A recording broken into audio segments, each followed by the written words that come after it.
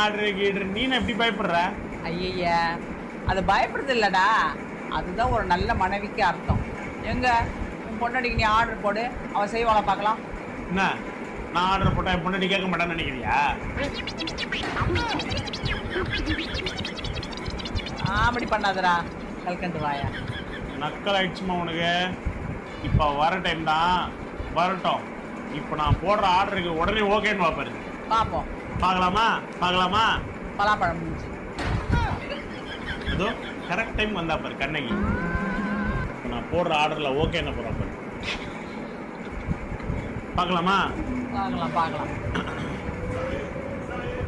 ஏய் தீபு, ஆன்லைன்ல மட்டன் பிரியாணியும் சிக்கன் 65 போட்டிருக்கேன். இது நான் போட்ட ஆர்டர், ஓகேவா? ஓகே மாமா.